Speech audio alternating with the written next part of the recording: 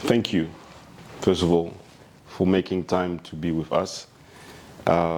We don't take it for granted because you could have chosen to do anything else with your evening.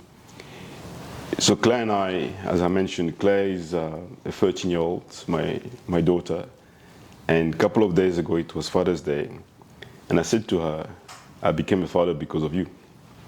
So it's not the other way around. So when we celebrate actually Father's Day, I should be celebrating you, which she looked at me a bit puzzled, but I said to her, it's a fact. You don't become a mother until you have a child. You don't become a father until you have one. And we started this project, about 2 months ago, 2.5 months ago, of doing a podcast. And it was born out of the idea that she enjoys being part of conversations.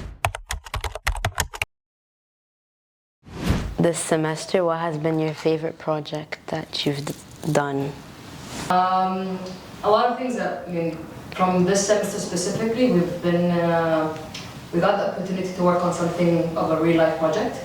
However, the outcome of it was not what we expected, but working with it, and as she mentioned, Professor Dahlia, is that you have a new team and then you have an old team, so it was interesting to also collaborate.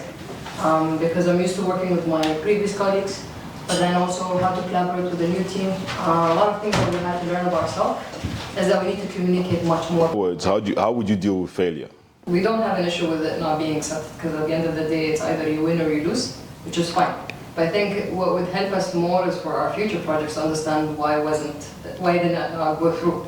For us to understand and learn and build from that. At the end of the day, when it comes to the design world, there isn't anything that is innovated now. So it's always you take something and someone can expand on it or build on it and then move forward to the next. So I think it would be easier for us to understand, and as well for the course itself. I think for the curriculum, for our colleagues who would come after us, is why did it not work? Because at the end of the day, it's a real life project. From all these projects that you guys have done, what is one thing you learned about it? Is the fact that you need to trust your team members that they can actually get the work done. I'm the type of person who like to do it all by myself. I'd rather do everything by myself rather than letting anyone do a part of my work. So it's a challenge in group projects. So I guess you need to trust the other people that they can actually also do it. It is a rare thing to admit wrongdoing. For any generation. Don't take it personally, it's about everybody, because it's about pride. Pride is the mother of all the sins, and pride hinders us from accepting the mistakes and moving forward. I love how they're interpreting their projects and that they've internalized them and made them personal. I think that's a very special skill, and it takes a lot of life experience and personality for all of you to do that and to make it their own. Yeah. What's next for you? What are you going to do next? I think what is inspiring for you?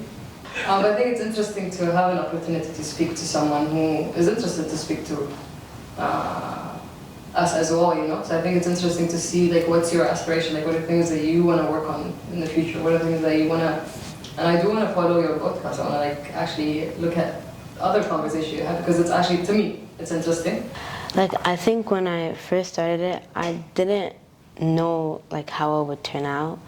I just thought of it as a conversation I get to have with many different people. But now it's also I learned different things from people that I might have known before, but I didn't know about this. And for the future, I also don't know yet, but probably I would want to continue it. And I don't know if I would do it by myself or also with other people as well. But yeah. I mean, the fact that you made time to listen to a 13-year-old is a gift to her, to me, and to all of us, because when we started this, she wasn't sure. So actually, it's when I landed in Mexico City that I texted her and say, would you like us to do a podcast together? And the first answer was yes. Then she was like, I'm not sure. Which to me was a natural reaction. And then it took a bit of time. And then eventually she said, okay, let's do it. And she's exploring. And I think meeting you, different people in the podcast, she's also realizing that she can do it. And for any 13-year-old today, to know that you can and be in a room with adults that have more experience is a gift. No? And there's nothing that they can replace for her at this stage of her life.